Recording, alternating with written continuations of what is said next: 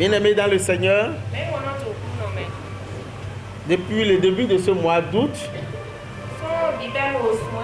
nous avons commencé à nous entretenir sur l'importance qu'il y a pour nous de faire confiance en Dieu.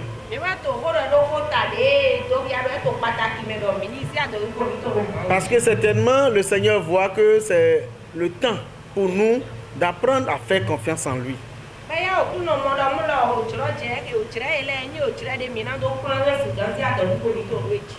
Quand vous voyez effectivement les temps que nous traversons sont des temps où il est nécessaire de faire confiance en Dieu.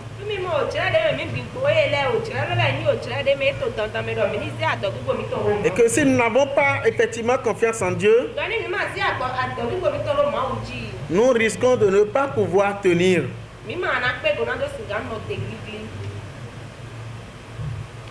La confiance en Dieu est un sujet majeur traité dans la parole de Dieu.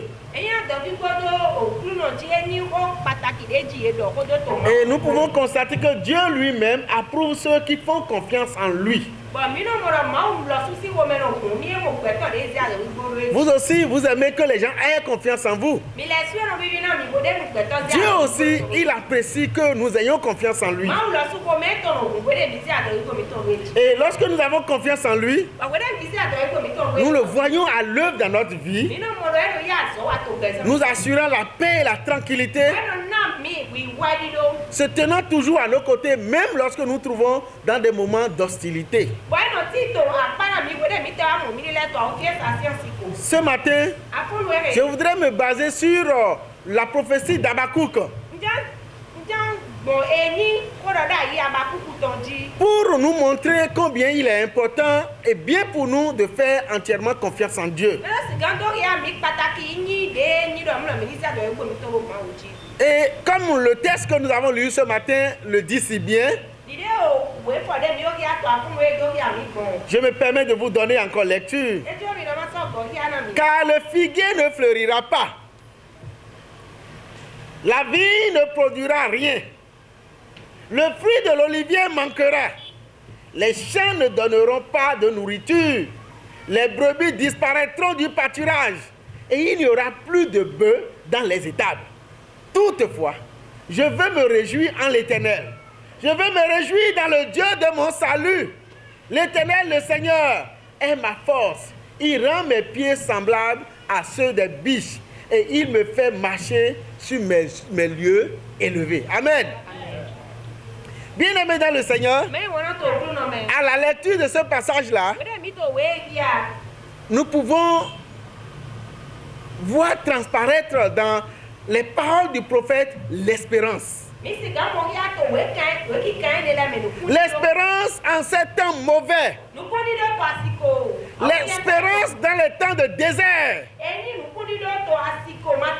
L'espérance dans les difficultés. Et je peux vous dire ce matin, aie confiance en Dieu, car il fait tout comme il le promet. Aie confiance en Dieu, bien-aimé, car il fait tout comme il le promet. Effectivement, bien-aimé, nous sommes dans un monde hostile. Quand vous lisez le livre d'Habakkuk, dans le premier chapitre déjà, le tableau est mauvais. Nous voyons la violence et l'injustice à l'œuvre. C'est pour cela que Habakkuk commence à exprimer son désespoir face à l'hostilité et à l'injustice qu'il observe dans ce monde.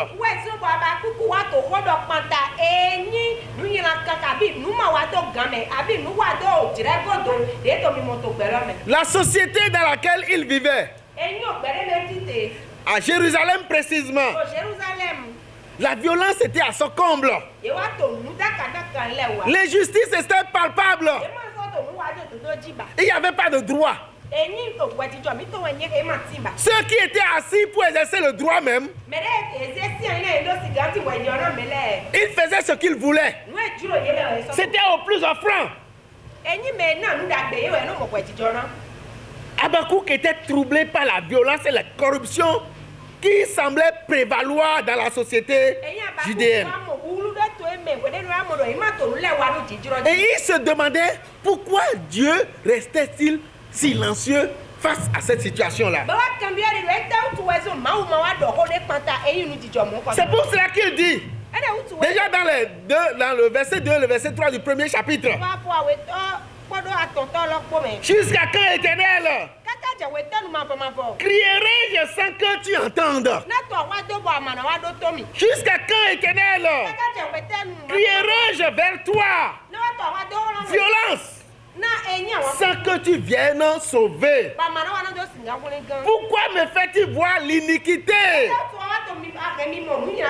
Pourquoi regardes-tu la perversité des hommes? La dévastation et la violence,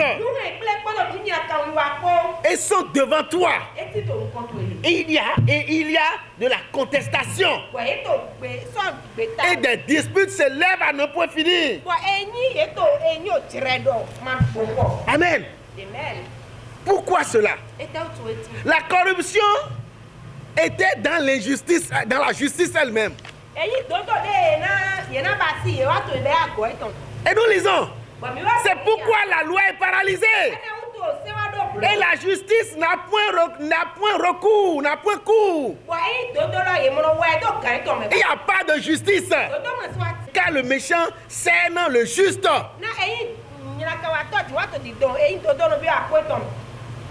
Les méchants ont de pouvoir sur les justes. Et la justice est pervertie. Dans ces versets, Habakkuk souligne que la loi et la justice sont compromises. Et l'injustice et la méchanceté régnaient. Les mauvais agissaient en toute impunité. Et c'était la perversion totale. Imaginez une telle société. Dans ma méditation, je dis, réjouissons-nous. Parce que ce n'est pas encore arrivé là chez nous ici. Même si nous ressentons le mal, même si l'injustice est palpable, même si celui qui a raison, on lui donne tort. La société dans laquelle Habakkuk vivait était une société à la décadence. Le mal même régnait. Bien-aimé dans le Seigneur, qu'est-ce que tu vis? Qu'est-ce que tu vis? Quelle est cette injustice-là devant laquelle tu te sens impuissant? Et puis, que tu vois que l'Éternel Dieu est silencieux. Nous avons tant prié. Nous avons jeûné. Nous avons tout fait. Mais Dieu semble silencieux. Dieu semble non concerné. Mon frère, ma soeur, ce que je décris là peut être ta réalité. Cela peut être ce que tu vis présentement. Et que tu peux ressentir que à tes prières même, Dieu ne dit plus rien.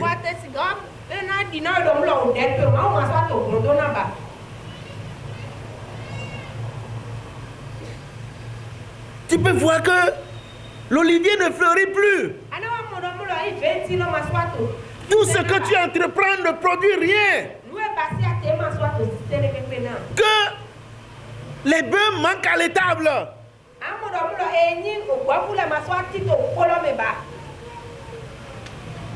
Tout ce que tu entreprends, succession d'échecs et d'échecs. Et tu te poses des questions. Bien-aimé dans le Seigneur, le chrétien que nous sommes Nous n'avons nulle part où aller. Et beaucoup pleurent en silence. Beaucoup pleurent en silence. À cause de cette situation-là. Je voudrais vous dire, je vous répète encore, la confiance en Dieu est le seul moyen de résilience. La confiance en Dieu. Ce Dieu qui semble silencieux là. C'est seulement la confiance en lui. Il n'y a rien d'autre à faire. Toutes les autres propositions, toutes les autres choses qui semblent être moyens de s'en sortir ne sont pas réelles, ne peuvent amener nulle part.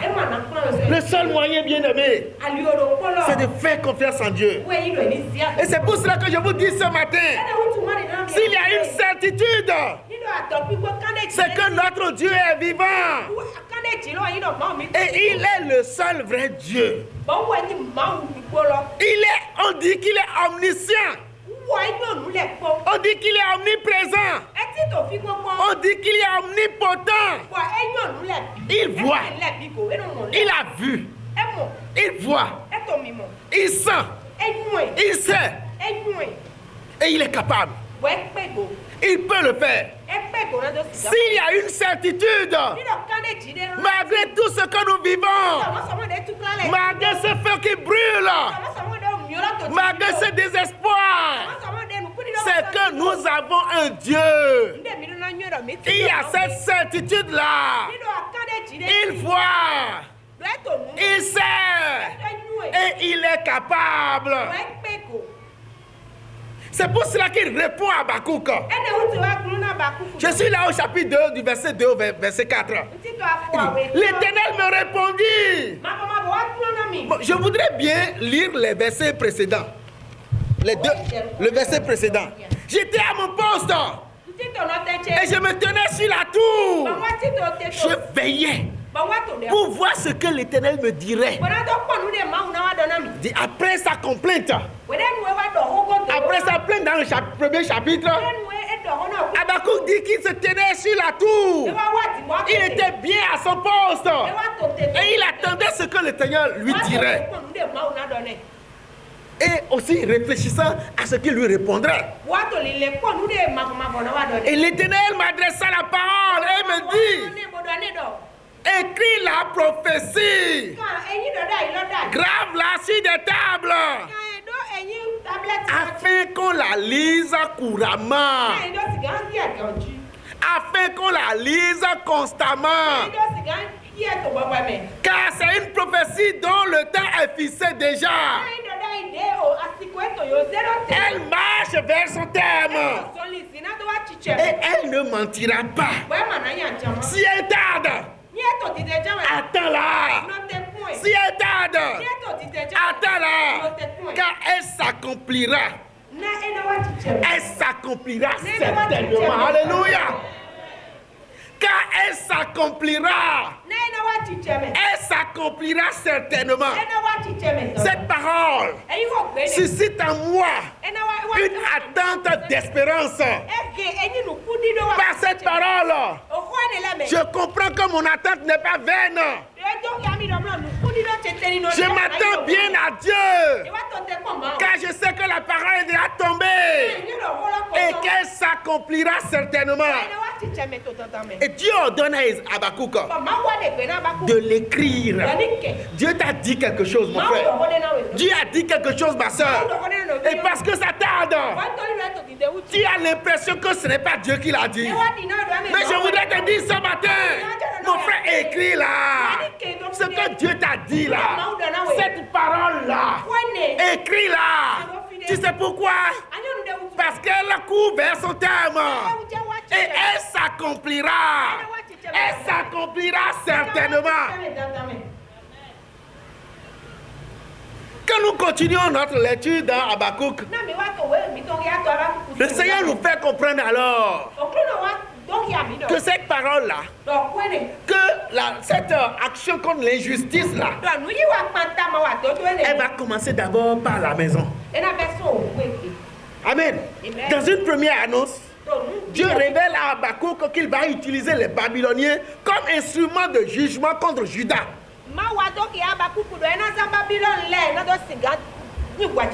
Puisque l'injustice et la violence décriées par le prophète se constatent d'abord au sein du peuple de Juda lui-même.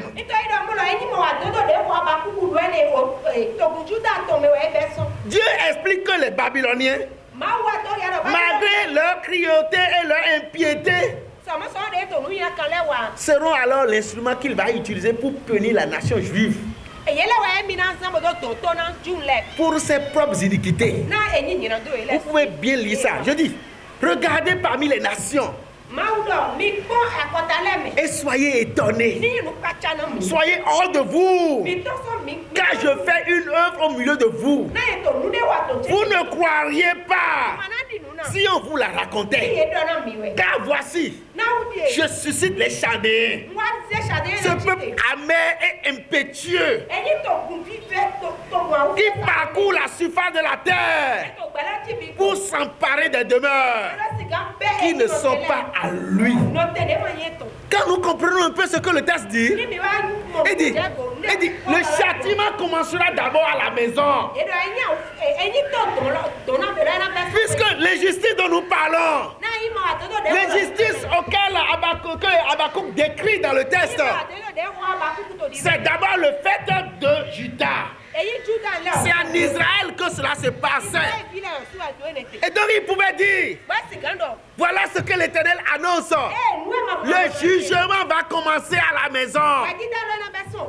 C'est pour cela que l'apôtre Paul nous dira, sortez du milieu de vous toute impiété, tout ce qui est mauvais et qui est contraire à ce que Dieu ordonne. Parce que le jugement commencera à la maison. Bien-aimés dans le Seigneur, écoutez-moi bien ce matin. Il dit, si le juge, le juste, à cause du méchant, se met à faire la méchanceté, cette méchanceté retombera sur sa propre tête. Ne réponds pas aux méchants par sa méchanceté.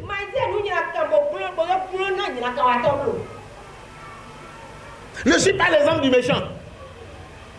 Ne suis pas l'exemple du méchant.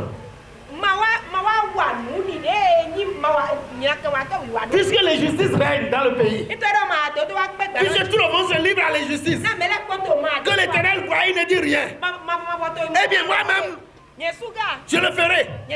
Puisque l'Éternel ne dit rien, je ferai comme ce que je veux. Non, bien-aimé, le jour là vient. Et ce jour-là n'était pas destiné. Et c'est pour cela que le Seigneur annonce à Habakkuk, il y a un châtiment qui attend Juda. J'envoie un peuple impétueux. Cette annonce-là surprend Habakkuk. Cette annonce-là, ça surprend Habakkuk. Comment le Seigneur peut utiliser ce peuple unique,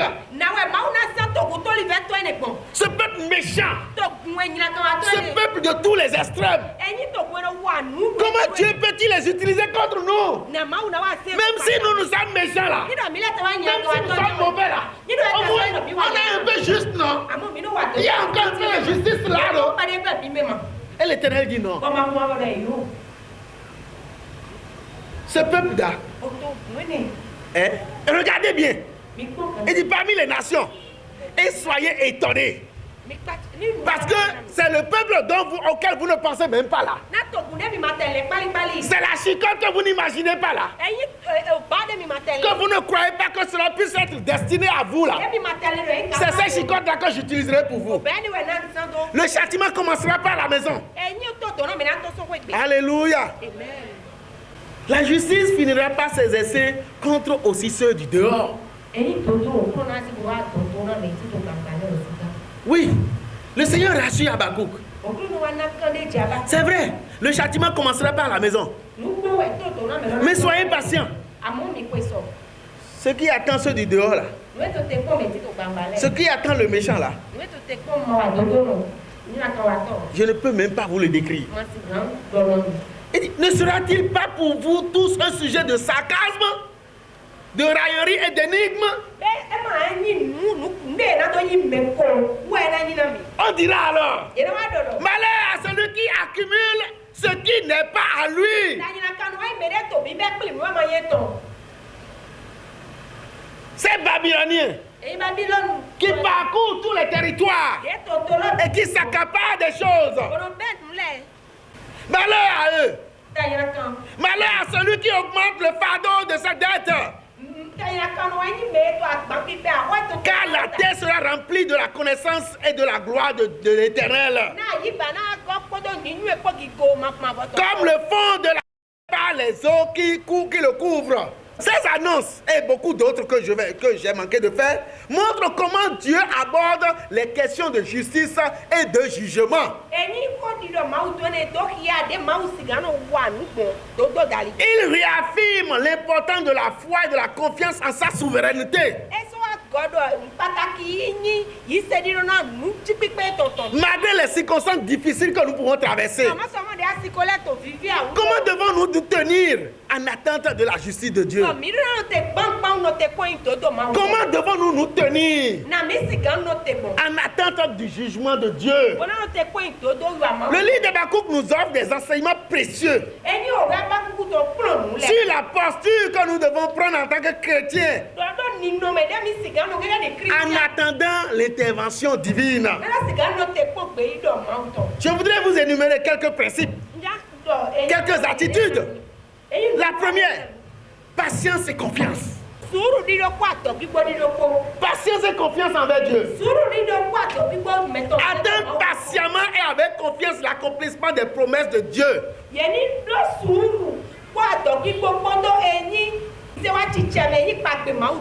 Qui est le juge? Pour cette raison-là, patience et confiance. Amen. Patience et confiance. Pour cette raison-là, patience et confiance. Le juste juge. Qui est mon père? En son temps, certainement il agira. Amen. Vigilance et préparation spirituelle. C'est notre deuxième posture. Restez attentif à la direction de Dieu. Attentif aux réponses qu'il donnera à nos prières. Écoutez ce qu'Habakkuk dit. J'étais à mon poste. Je tenais sur la tour. Je veillais pour voir ce que l'Éternel me dira. Et ce que je répliquerai comme réponse. Patience, confiance, vigilance et préparation spirituelle.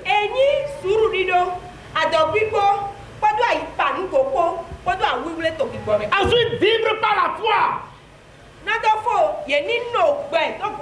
Vivre par la foi. Maintenir une foi active. Une foi vive. Qui est l'expression d'une confiance totale en Dieu.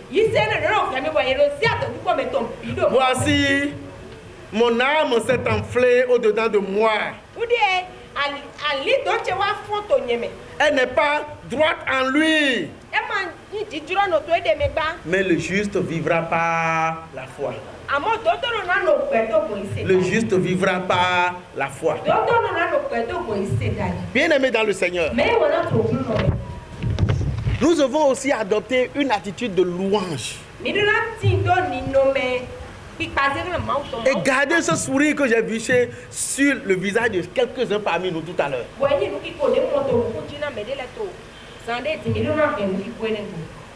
Plus ça devient dur, plus ça se corse.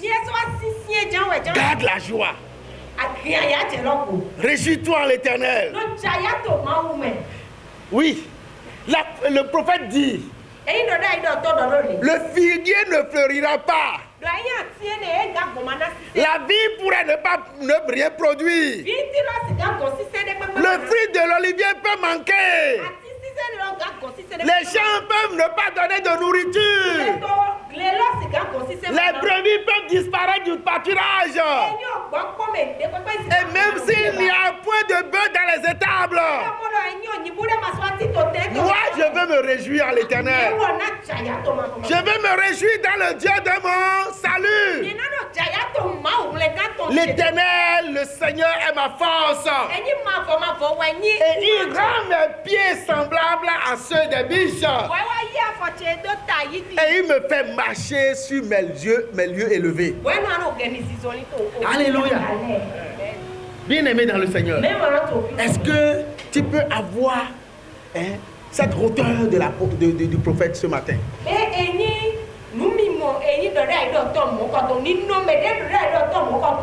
Face à toutes ces choses-là qui t'inquiètent,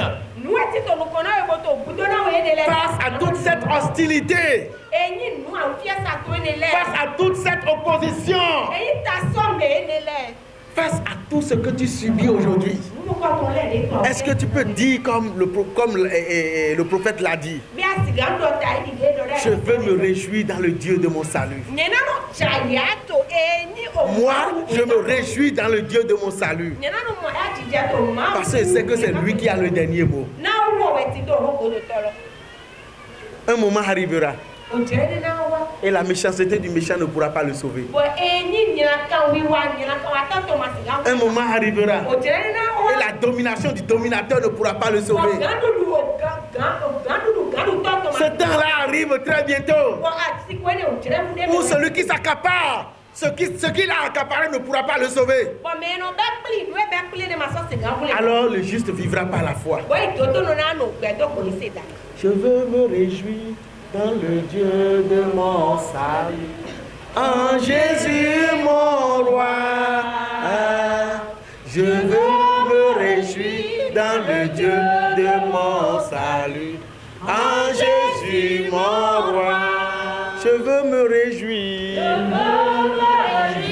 dans le Dieu de mon salut, en Jésus mon roi. Je veux me réjouir dans le Dieu de mon salut, en Jésus mon roi. Il rend mes pieds semblables à ceux des bûcheux. Il me fait marcher. Il me fait marcher sur les yeux élevés. L'Éternel est ma force. Tu vas prier ce matin. Seigneur, je te remercie pour ta fidélité et ton amour constant. Je te remercie pour ta fidélité. Tu es vraiment un Dieu fidèle. Est-ce que tu peux ouvrir la voie et dire, reconnaître Dieu, reconnaître sa fidélité ce matin? Seigneur, je te reconnais comme un Dieu fidèle. Je te reconnais que malgré toute l'apparence, malgré toutes les circonstances qui sont autour de moi et qui tentent de montrer que non, que tu n'es pas fidèle, moi je te reconnais comme un Dieu fidèle. Est-ce que tu peux prier comme ça ce matin?